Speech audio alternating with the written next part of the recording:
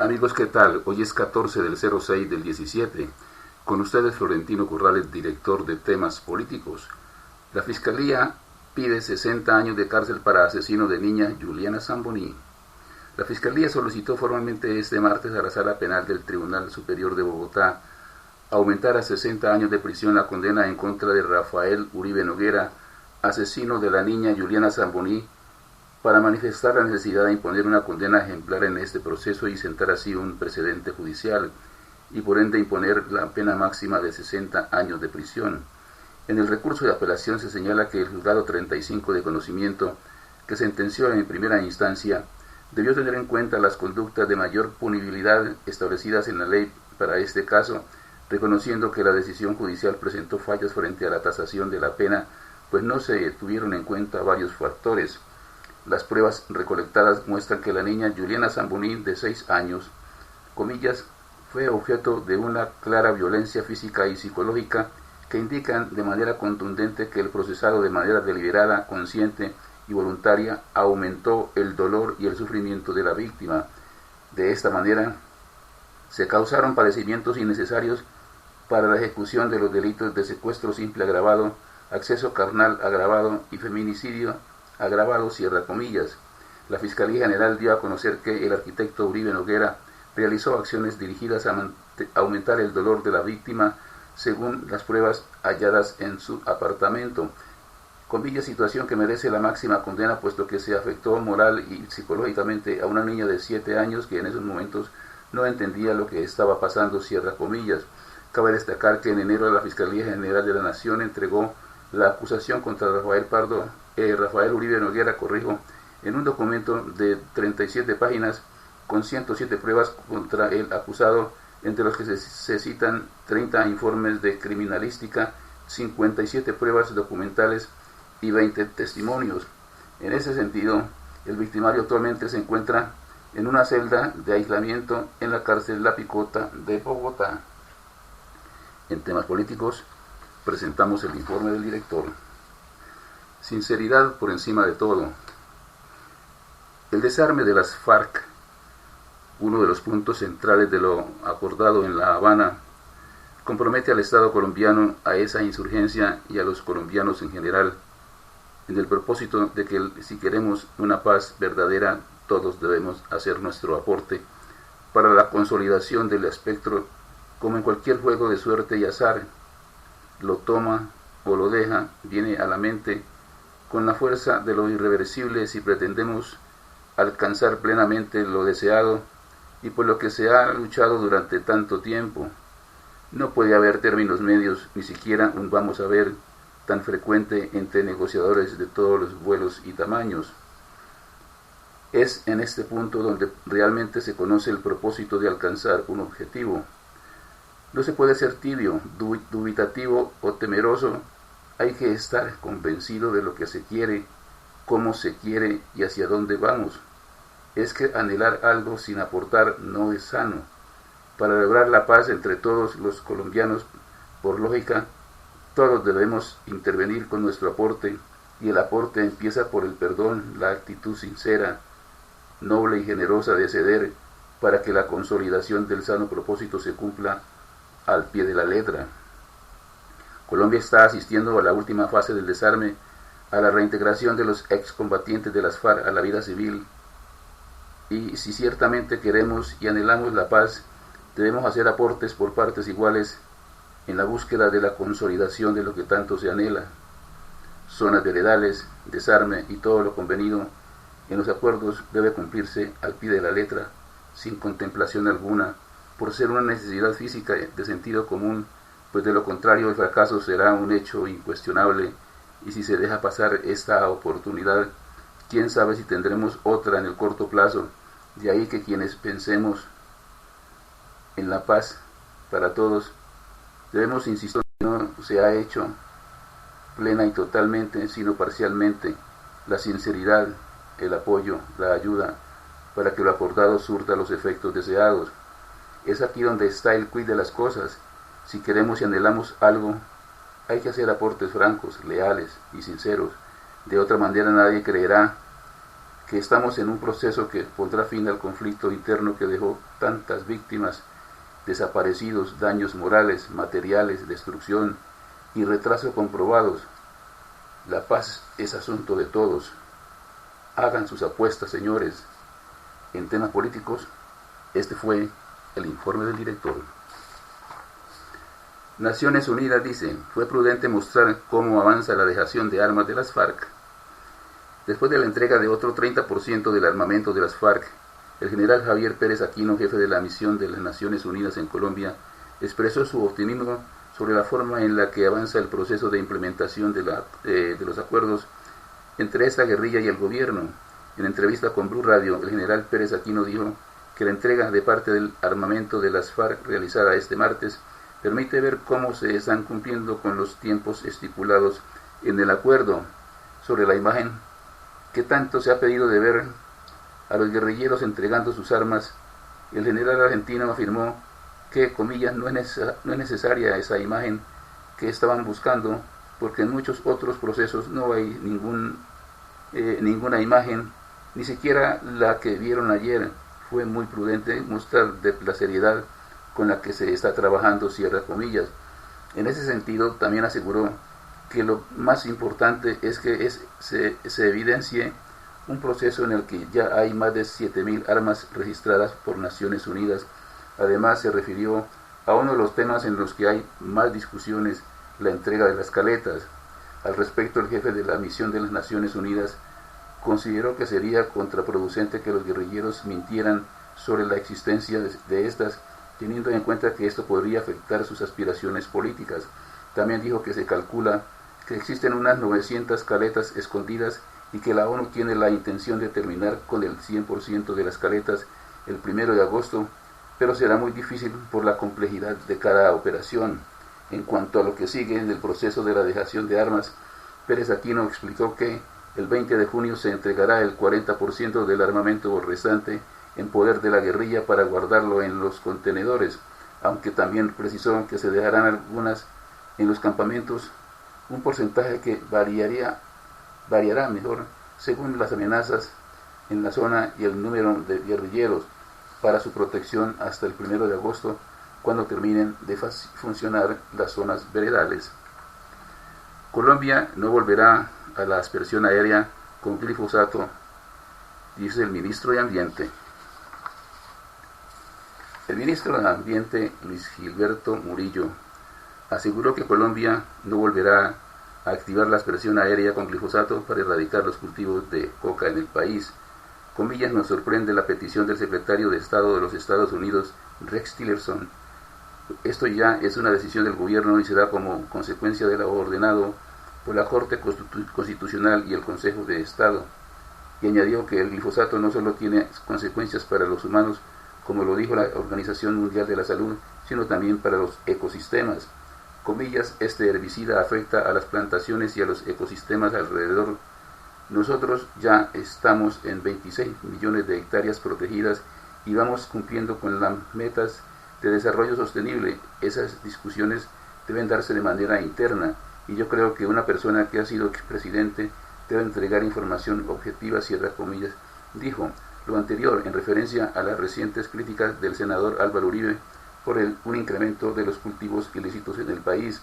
Murillo afirmó que producto del proceso de paz ya se tienen otras alternativas para sustituir y erradicar manualmente los cultivos, sin la necesidad de utilizar los químicos, y recordó que la meta es acabar con 50.000 hectáreas este año. Finalmente, el ministro recalcó que el uso del glifosato afecta la biodiversidad en las regiones y sectores en donde se aplica. Fuerzas militares presionan a Noticias RCN. La directora de información del canal RCN, Claudia Gurizate, denunció que una de sus periodistas fue citada por el Comando Conjunto de Monitoreo y Verificación del Ministerio de Defensa. La cita, según información del canal, buscaba que la comunicadora Maritza Aristizábal revelara la identidad de una fuente, lo que es un hecho violatorio de la libertad de prensa. Gurizate también reveló que tras divulgar la denuncia de presión fue contactada por altos mandos que le aseguraron que la citación a la periodista había sido anulada. Temas políticos. reproduce a continuación la columna publicada en el día de hoy por el columnista Vlado en el periódico El Tiempo, y la publico porque coincido con él. Aquí hemos hablado y hemos dicho muchas cosas sobre el tema. Simplemente reproduzco lo escrito por Vlado hoy en El Tiempo, porque la coincidencia no solamente con él, sino con otros periodistas sobre el asunto que a continuación ustedes van a escuchar. Dice Vlado hoy en El Tiempo de Vendetta: no tenía nada de novedosa la intervención del patrón del Centro Democrático en el foro Concordia realizado en Atenas la semana pasada. Bien conocida es su habilidad para aprovechar todo micrófono que le pongan por delante para hablar mal de su patria en cualquier rincón del mundo. Enceguecido en su cruzada contra Juan Manuel Santos, a él no le importa pisotear el nombre de este país, que no solo le ha concedido los más altos honores, sino que le ha perdonado todo, porque si hay alguien en Colombia que ha gozado de completa impunidad es Álvaro Uribe Vélez. Sigue diciendo Vlado hoy en su columna en El Tiempo: a él nadie le ha pasado factura por las fechorías de todos sus buenos muchachos, ni por los cientos de asesinatos cometidos a la sombra de la seguridad democrática, ni por la persecución a los líderes de la oposición, a los que acusaba de terroristas, ni por la muerte de decenas de activistas defensores de derechos humanos, como el aberrante caso del profesor Alfredo Correa de Andrés, ni por el apoyo que les pedía a los parapolíticos en el Congreso, ni por los innumerables casos de funcionarios de su gobierno condenados por delitos que van desde la corrupción hasta el narcotráfico, pasando por asesinatos, ni por las chuzadas a los magistrados de las altas cortes, ni por los negocios de sus hijos en las zonas francas, ni por el acoso y hostigamiento de su gobierno contra los periodistas que se atrevían a cuestionarlo, como Claudia Julieta Duque y Daniel Coronel, ni por la invitación que les hizo a los líderes paramilitares al Capitolio Nacional, ni por el incumplimiento de su promesa de dar a conocer las declaraciones de renta de él y de su familia. Sigue diciendo Vlado hoy en el periódico El Tiempo: aunque podría llenar esta columna con la extensa lista de casos por los cuales debería responder Álvaro Uribe, solo menciono unas cuantos para subrayar el hecho de que quien tiene a cuestas este nutrido inventario de crímenes sin castigo es el mismo al que se le llena la boca al hablar de impunidad en escenarios internacionales. Comillas, las FARC gozan de total impunidad, cierra comillas, decía en la capital griega el flamante senador, con la tranquilidad de quien goza de inmunidad parlamentaria y fuero presidencial. Ninguna parte de su informe discurso, ninguna parte de su infame discurso resiste el menor análisis. Hoy no, hay que ser muy cínico en esta vida para pronunciar en menos de 4 minutos tantas mentiras, inconsistencias y, en el menos peor de los casos, exageraciones. Desde luego, esas cosas a él no le preocupan, pues sabe que le son útiles en su propósito de desacreditar a un país que, muy a su pesar, sigue adelante, pero que a él le conviene mostrar en caos. Sigue diciendo Vlado: como en toda vendetta, a Uribe no le importan las víctimas colaterales, por eso no tiene inconveniente en tirar por la borda el empeño de millones de colombianos que día a día se esfuerzan por hacer algo productivo, mientras él solo piensa en volver trizas la fe y la esperanza. En sus trinos, menciones o discursos, su único interés es ahondar la división, hacer indignar a la gente, envenenar el ambiente, exacerbar una crisis que le siga generando dividendos. Sigue diciendo Vlado en el periódico El Tiempo en el día de hoy: tengo que citar de nuevo algunos de los rasgos que hace unos años esbozaba en La Nación de Buenos Aires el psiquiatra argentino Hugo Marietán, al referirse a esta clase de dirigentes. Comillas: el psicópata no se adapta a la tranquilidad. Él necesita la crisis, ser reconocido como salvador. En la paz él no tiene papel, no las aporta. Por eso las sociedades lideradas por políticos de estas características viven de crisis en crisis, cierra comillas, decía el especialista al hacer ese aterrador perfil. Termina diciendo Vlado, hoy en el periódico El Tiempo, sin duda, es más fácil destruir que construir, y en esto Uribe es especialista. Por eso, en vez de sorprendernos con discursos como el de Grecia, preparémonos para cosas peores, pues su ruindad no tiene límites y la campaña de 2018 apenas comienza. @Vlado. Termina la columna del columnista del periódico El Tiempo, además reconocido caricaturista en retiro por estos días.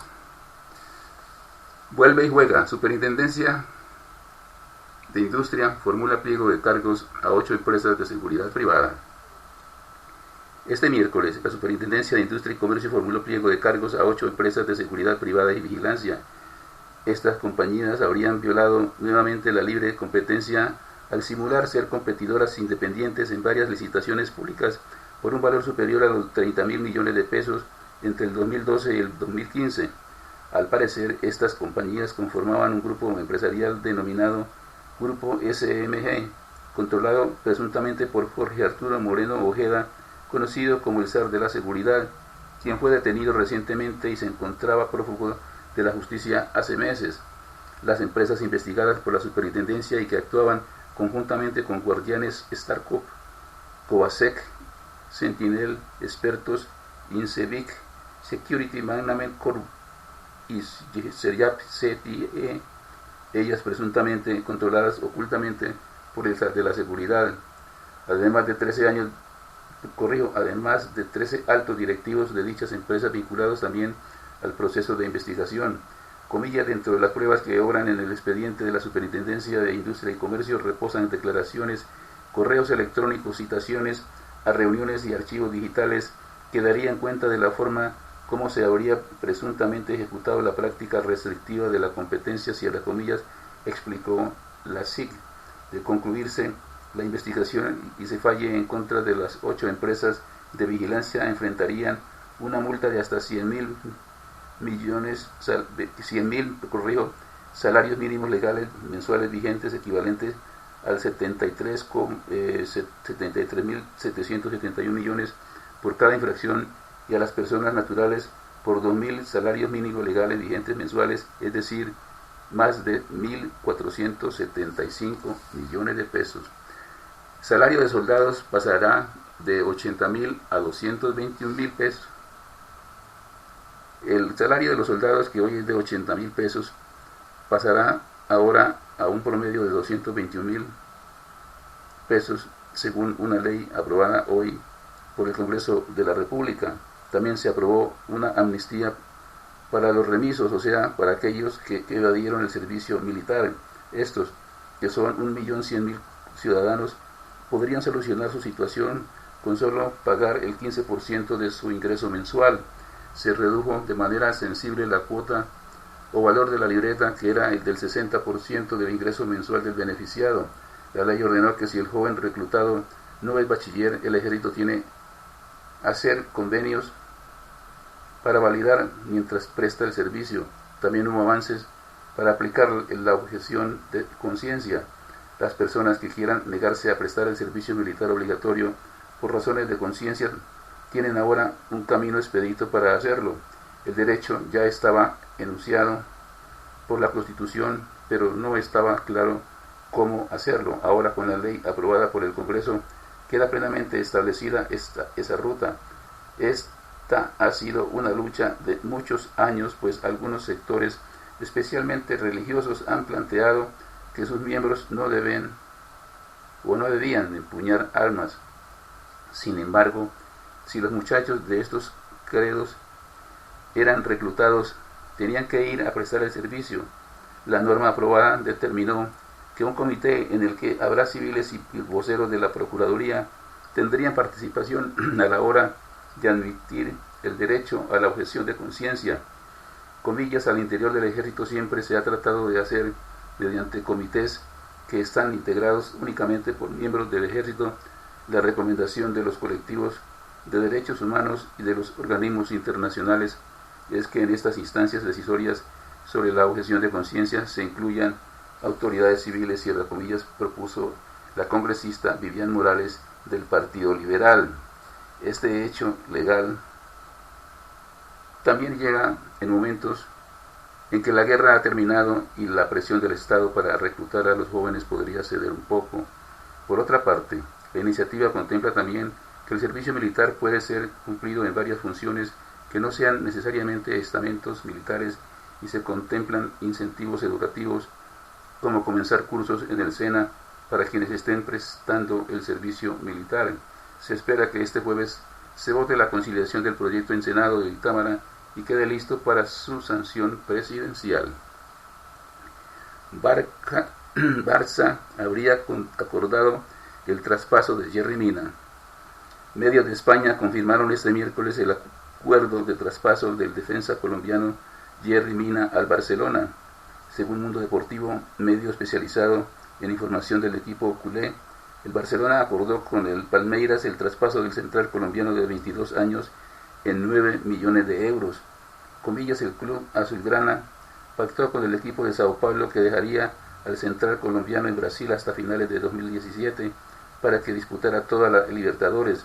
El traspaso por el central colombiano de 22 años, al que Robert espió en Getafe, está fijado en 9 millones de euros, cierra comillas, afirma el diario español. Mina destacó el pasado martes en el partido ante Camerún haciendo un doblete. Robert Fernández, director deportivo azulgrana, se encontraba en la tribuna para analizar el partido de Mina. Comillas, Robert pudo comprobar sus cualidades, buena salida del balón, contundente en el juego aéreo y con gol, cierra comillas, asegura ese medio español. Asimismo, se indica que el acuerdo entre los dos clubes comenzó en febrero, cuando los representantes del equipo brasileño estuvieron en España.